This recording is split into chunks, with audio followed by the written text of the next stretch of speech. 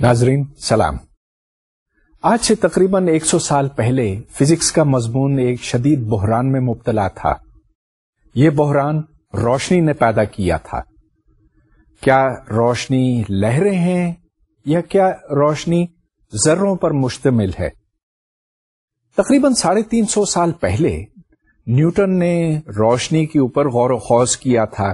یہ معلوم کیا کہ سفید روشنی جو سورج سے ہم تک پہنچتی ہے مختلف رنگوں پر مشتمل ہے، اور اس کا خیال تھا کہ روشنی ذروں کی بنی ہوئی ہے، اور جو توانائی اور جو مومنٹم ہمیں ملتا ہے روشنی سے وہ دراصل پارٹیکلز یعنی ذروں کا ہے. اور نیوٹن چونکہ ایک اتنا بڑا سائنسدان تھا تو اس کے بعد بہت سے دوسرے سائنسدانوں نے بھی اس کی بات کو درست مانا تھا. لیکن پھر تقریباً 100-125 سال بعد کچھ اور تجربات ہوئے جن میں 2 slit انٹرفیئرنس ایکسپیریمنٹ سب سے نمایاں ہے. اس تجربے میں روشنی کسی ٹارچ یا کسی روشنی کے دوسرے منبع سے ایک پلیٹ کے اوپر پہنچتی ہے جس کے اندر 2 باریک پٹیاں ہیں، اور ان پٹیوں سے روشنی ٹکرا کر آگے اسکرین تک پہنچتی ہے. یہاں پر ایک انٹرفیئرنس پیٹرن یا تداخل کا نمونہ بنتا ہے.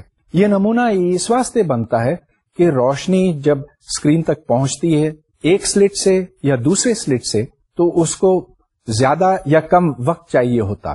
چنانچہ 2 لہریں آپس میں آ کر جب ٹکراتی ہیں تو وہ یا تو ایک دوسرے کے ایمپلیٹیوڈ کو بڑھا سکتی ہیں یا گھٹا سکتی ہیں. چنانچہ یہاں پر کہیں آپ کو تاریک اور کہیں پر روشن پٹیاں دکھائی دیتی ہیں. یہ اس بات کی دلیل ہے کہ روشنی دراصل لہریں ہیں، اور انٹرفیئرنس کی میں نے آپ کو اور بہت سی مثالیں دیں پچھلے لیکچر میں، اور ان سب مثالوں سے یہ ظاہر ہوتا ہے کہ روشنی لہریں ہیں. اب اس سے ایک بڑا مسئلہ یوں پیدا ہوتا ہے. پھر 19ویں صدی میں لائٹ ایز ویوز کی مزید تصدیق ہوئی، اور مائیکل فیراڈے اور جیمز کلارک میکسویل نے یہ ثابت کیا کہ یہ دراصل برقی مقناطیسی لہریں ہیں. اس کو ہم کافی حد تک سمجھ چکے ہیں پچھلے لیکچرز میں، اور بنیادی بات یہاں پر یہ ہے کہ جب ایک الیکٹرک فیلڈ تبدیل ہوتا ہے وقت کے ساتھ تو اس کے نتیجے میں ایک میگنیٹک فیلڈ پیدا ہوتا ہے، اور اسی طرح جب میگنیٹک فیلڈ تبدیل ہوتا ہے تو اس سے ایک الیکٹرک فیلڈ پیدا ہوتا. چنانچہ ایک برقی مقناطیسی لہر میں الیکٹرک فیلڈ کے تبدیل ہونے سے میگنیٹک فیلڈ پیدا ہوتا ہے، اور میگنیٹک فیلڈ تبدیل ہونے سے الیکٹرک فیلڈ پیدا ہوتا ہے. چنانچہ یہ لہریں خلا میں سے بھی گزر سکتی ہیں. یہ تو ساری بات تھیوری سے ہمیں پتہ چلی تھی، لیکن پھر تقریباً 1880 میں ہائنریک ہرٹز جو ایک جرمن سائنسدان تھا اس نے یہ ثابت کیا کہ دراصل یہ لہریں حقیقت ہیں اور ایگزسٹ کرتی ہیں. اور اس نے ایک ایکسپیریمنٹ کیا کہ یہاں پر ایک ٹرانسمیٹر ہے، وہاں پر ایک ریسیور ہے، درمیان میں کچھ بھی نہیں ہے، اس کے باوجود یہ لہریں یہاں سے یہاں تک پہنچ سکتی ہیں. اس کے بعد تو یہ بات طے ہو گئی کہ ہاں اب روشنی لہروں پر مشتمل ہے. ایک الیکٹرو میگنیٹک ویو میں آپ دیکھتے ہیں کہ الیکٹرک اور میگنیٹک فیلڈز ایک دوسرے کے پرپینڈیکولر ہیں.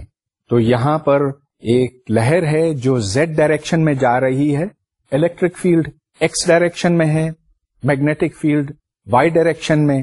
جب الیکٹرک فیلڈ بڑھتا ہے تو میگنیٹک فیلڈ گھٹتا ہے، اور اس طرح سے یہ پرپینڈیکولر الیکٹرک اور میگنیٹک فیلڈز خلا میں سے گزر جاتے ہیں. اب ان الیکٹرو میگنیٹک فیلڈز میں انرجی بھی ہے. اس انرجی کی مقدار ہم کیلکولیٹ کر سکتے ہیں. مطلب یہ کہ اگر یہ لہر یوں گزرتی جا رہی ہے خلا میں سے تو یہ الیکٹرک فیلڈ ہے، یہ میگنیٹک فیلڈ ہے، اور ان کے ساتھ ساتھ انرجی بھی جا رہی ہے. اس انرجی کی مقدار الیکٹرک اور میگنیٹک فیلڈ دونوں کے پروڈکٹ کے پروپورشنل ہے. گویا کہ the power in an electromagnetic wave is proportional to E into B، اور چونکہ E اور B خود ایک دوسرے کے پروپورشنل ہیں اس واسطے power is proportional to E not squared, E not से मतलब ये कि इलेक्ट्रिक फील्ड की मैक्सिमम इंटेंसिटी, या अगर आप इसको मैग्नेटिक फील्ड की मैक्सिमम इंटेंसिटी की टर्म्स में लिखना चाहें तो power in an electromagnetic wave is proportional to B not squared. लिहाजा आप अगर एक इलेक्ट्रोमैग्नेटिक वेव का एम्पलीट्यूड बढ़ाएं, इसका मतलब है कि E नॉट या B नॉट बढ़ाएं, तो उसकी एनर्जी में E नॉट स्क्वेयर्ड या B नॉट स्क्वेयर्ड से इजाफा होता। अब एक इलेक्ट्रोमैग्नेटिक वेव में न सिर्फ एनर्जी होती है, वो एनर्जी जो सूरज से हम तक पहुंचती है और जो हमें गर्मी पहुंचाती है, एनर्जी है, मगर इसमें सिर्फ एनर्जी नहीं, इसमें मोमेंटम भी है। इसका हमें कैसे पता? अब ये देखें कि अगर मैं धूप में अपना हाथ यूं रखूं तो मुझे सिर्फ गर्मी महसूस होती है, कोई धक्का तो नहीं लगता पीछे की तरफ, मगर वो सिर्फ इसलिए कि हम इतने हल्के धक्के को महसूस नहीं कर सकते। अगर हमारे पास यहां कोई हिस्सास आला होता तो फिर हम जरूर कर सकते। यहां पर आप ये देख रहे हैं इलेक्ट्रोमैग्नेटिक वेव का linear momentum energy divided by C के बराबर है। अब चूंकि ये C से डिवाइड होता है, इस वास्ते मोमेंटम की मिकदार बहुत कम है, C की कीमत ज्यादा होने की वजह से। लिहाजा हमें इसके लिए एक बहुत हिस्सास आला इस्तेमाल करना पड़ेगा मोमेंटम मालूम करने के वास्ते। तो यहां पर देखें, इस आले में एक आईना है और एक काला डिस्क है। जब रोशनी इस आईने से आकर टकराती है तो वो लौट जाती है और इस तरह ये पूरा एपरेटस घूम जाता है। ये ज्यादा घूमेगा अगर रोशनी की मिकदार ज्यादा हो, मतलब ये कि अगर ज्यादा एनर्जी डेंसिटी हो, जिसका मतलब ये है कि ज्यादा मोमेंटम हो, तो फिर ये ज्यादा एंगल से घूमेगा। फिर सन 1887 में हाइनरिक हर्ट्ज, जो एक जर्मन साइंसदान था, उसने एक एक्सपेरिमेंट किया। उस एक्सपेरिमेंट में रोशनी किसी धात के ऊपर आकर लगती है और उस धात में से इलेक्ट्रॉन्स बाहर निकलते हैं, एक जगह पहुंचते हैं जहां उनको जमा किया जाता। इसको फोटो इलेक्ट्रिक इफेक्ट कहते हैं, और जो इलेक्ट्रॉन्स रोशनी की वजह से बाहर निकलते हैं उनको फोटो इलेक्ट्रॉन्स कहा जाता। अब फोटो इलेक्ट्रिक इफेक्ट से अचानक फिजिक्स की दुनिया में एक बहरान पैदा हो गया। इसकी तफसीलात मैं आपको समझाना चाहता हूं, लेकिन चलिए पहले हम इस एक्सपेरिमेंट के ऊपर गौर करते हैं। इस तजर्बे में रोशनी जो एक मखसूस फ्रीक्वेंसी की है, धात की एक प्लेट के साथ आकर टकराती है। ये पूरा एपरेटस एक वैक्यूम के अंदर रखा गया है ताकि दरमियान में कोई हवा के मॉलिक्यूल्स ना हो। रोशनी के टकराने से इलेक्ट्रॉन इस धात में से बाहर निकलता है और वो पॉजिटिव टर्मिनल की तरफ जाता है।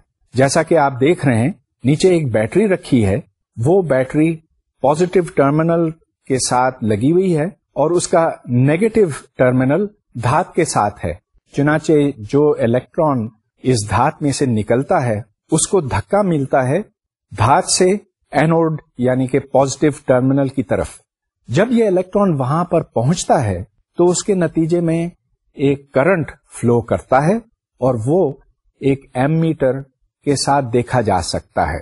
इस तजर्बे से चंद बड़े अहम नताइज सामने आए। एक ये कि जो इलेक्ट्रॉन एनोड तक पहुंचता है वो अपने साथ कुछ काइनेटिक एनर्जी लाता है।